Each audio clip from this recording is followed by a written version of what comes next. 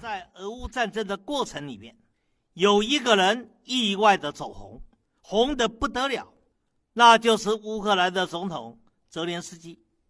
过去大家看不起他，说他是个喜剧演员，说他根本连治国的能力都没有，骂他说抱美国大腿，想要进入北约，想要进入欧盟，以至于引起了这一次俄乌战争的大风暴，害着乌克兰的人民因此而遭殃。可是呢，演员毕竟是演员，而且泽连斯基还是影帝级的演员，所以他在美国的力挺之下，在西方国家的唱和之下，他成为了勇敢对抗俄罗斯的典型指标人物。他到很多的国家，例如美国的议会、欧洲的议会去做视讯的演讲，竟然得到满堂彩，很多的议员还起立给他鼓掌。他现在成为了所谓的乌克兰抗俄的人民英雄。可是呢，我必须要客观的说，泽连斯基啊，做演员绝对是一流的，喜剧会演，悲剧也会演，英雄剧也会演。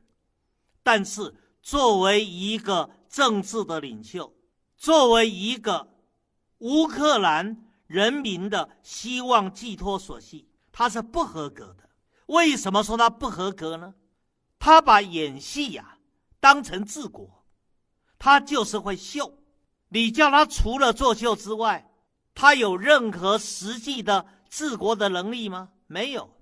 今天俄乌战争搞到如此之局面，乌克兰当然是受害者，整个乌克兰成为了焦土，将来即使要重建都非常的困难。俄罗斯呢，国力也受到了相当程度的耗损。那至于欧洲的国家呢，我举2点吧。一个是北溪2号断了，而北溪2号断了，使得俄罗斯的比较廉价的、便宜的、优质的天然气要提供给欧洲的路断了。这对于欧洲的国家有多大的冲击，有多大的影响？而且美国启动的对俄罗斯的经济制裁，把欧洲各国也拉下水了，欧洲各国都受到了影响。除了这个之外，你单单从乌克兰涌出去的难民，那就300-400万了。300-400万的难民现在进入了波兰，很快的要进入到欧洲的各个的国家。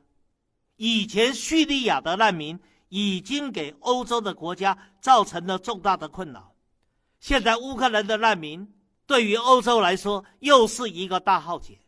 经过了新冠肺炎的冲击肆虐，欧洲的国家经济本来就不好，再加上乌克兰的难民涌进，那很明显的对经济的负面的冲击更大嘛。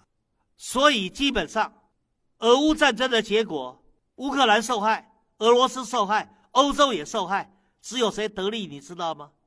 就是背后最大的引武者，最大的黑手，美国是得利者。很多投资的资金就回流美国，成为美国经济的一大活水。除了这个之外，你不能购买俄罗斯的天然气，不能购买俄罗斯的石油，不能够购买俄罗斯的煤炭。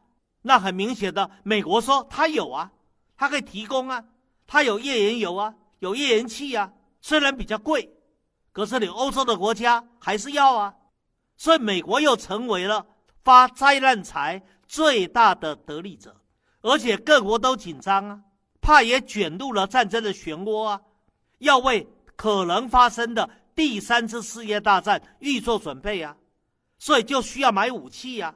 美国又成为武器最大的销售者，美国的一堆军工复合体笑得嘴都歪了，荷包满满啊。美国成为这一波俄乌战争的最大的获利者。当然了，唯一没有得利的是拜登，他的支持度啊继续往下掉，这个倒非常的少见。理论上仗一打，这个美国总统的支持度应该飙升了，没有，他支持度还掉，你就可以知道美国人早已看穿拜登你这只没用的瞌睡鸟，你这只老狐狸，对他的反感有多强。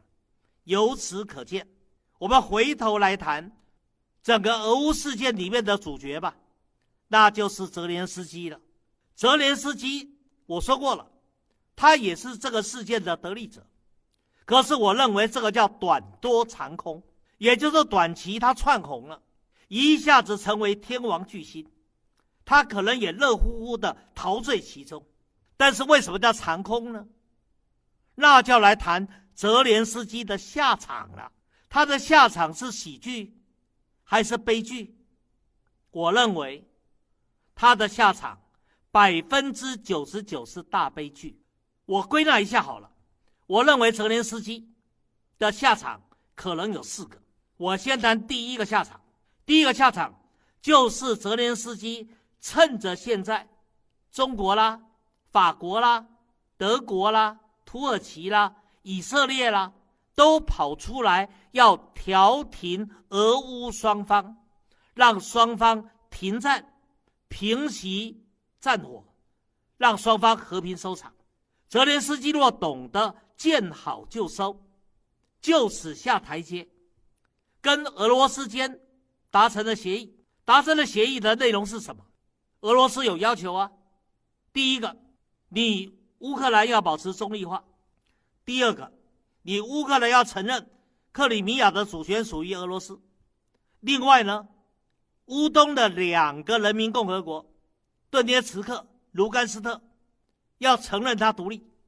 第三个就是乌克兰要保持非军事化跟非纳粹化。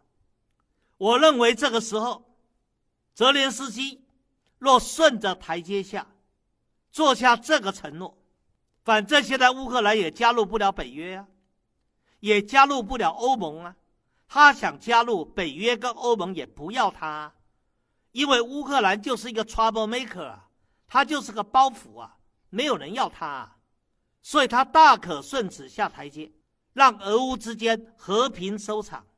然后俄罗斯呢就主导成立新的政府。新的政府有2种可能，第一个，泽连斯基就下台，把政权和平转移给新政府；第二个，泽连斯基还是担任新政权的总统，但是成为了虚位总统，把权力交给由俄罗斯所扶持的总理。这个时候前任在2014年因为乌克兰颜色革命被赶走的合法的总统亚努科维奇，现在人已经在白俄罗斯等待。亚努科维奇会不会扮演新政府的一个角色？我认为这是泽连斯基第一个下场。很多人说这个下场也不好啊，这个下场的话，泽连斯基从一个乌克兰大总统到成为一个虚位的乌克兰总统，或者他就下台一鞠躬。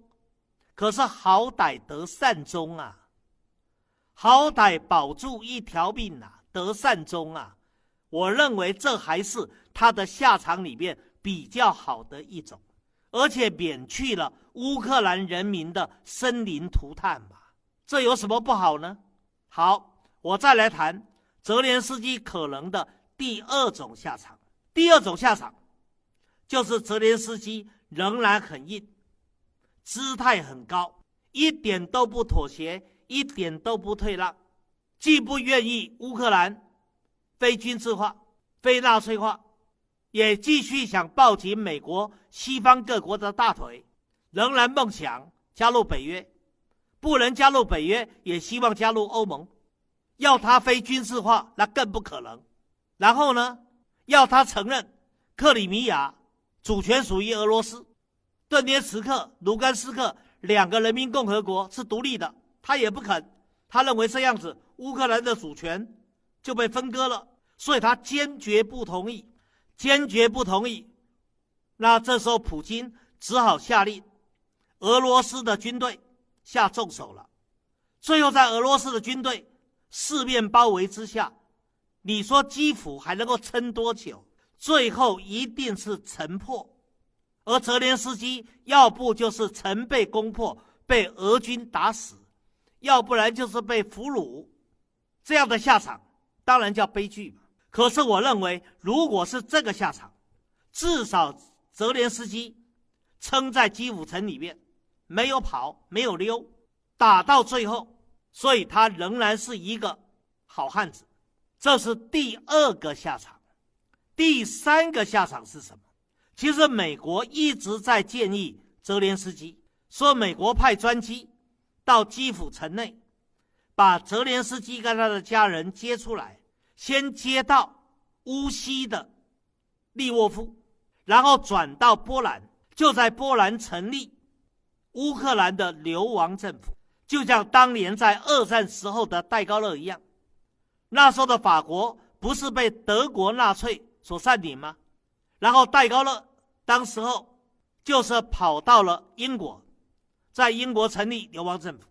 所以美国建议泽连斯基呢到波兰成立流亡政府，然后继续的领导乌克兰对抗俄国的地下军组织，继续成为美国要去消耗俄罗斯的棋子马前卒。这个下场也就是要泽连斯基继续抱美国大腿。真的会有好下场吗？前几年委内瑞拉出现内乱的时候，那一个在野的政治领袖瓜伊多不是后来也听了美国的话流亡了吗？流亡到英国的伦敦，也组了流亡政府啊。现在瓜伊多有什么作为呢？反倒是那个时候被瓜伊多挑战陷于危难之中的马杜罗，现在委内瑞拉的总统做得稳稳当当的。所以泽连斯基如果现在逃了，率先逃离了基辅城，跑到波兰组流亡政府，当然保住了一条命，好歹有流亡政府的领袖可以干，美国也继续会挺他。但是临阵脱逃，孬种，笃定被乌克兰的人民所唾弃，还谈什么要领导乌克兰的人民继续对抗俄罗斯呢？所以我认为第三个下场其实也不是挺好的。再来谈第四个下场。第四个下场就是泽连斯基不听美国的话，不愿意离开基辅城，他也不愿意组流亡政府，他下定决心要在基辅与人民共存亡。而且他还不断的发表他被美国骗了，被西方国家骗了。为了美国与西方国家骗人的承诺，他成为了马前卒，成为棋子，以致造成俄乌战争，害得乌克兰人民生灵涂炭。这个时候美国会饶了他吗？当然不会。你泽连斯基已经不愿意做美国的棋子，不愿意抱美国大腿了。可是你泽连斯基又知道很多内幕，尤其美国在乌克兰境内所设的那一大堆的生物实验室在搞什么东西，美国当然怕泽连斯基把内幕说出来嘛。所以这个时候想要对泽连斯基杀人灭口的，那不是俄罗斯，是美国中情局了。美国中情局这一种杀人灭口的手段是非常纯熟的。你认为美国中情局会放掉泽连斯基吗？泽连斯基的小命还保得住吗？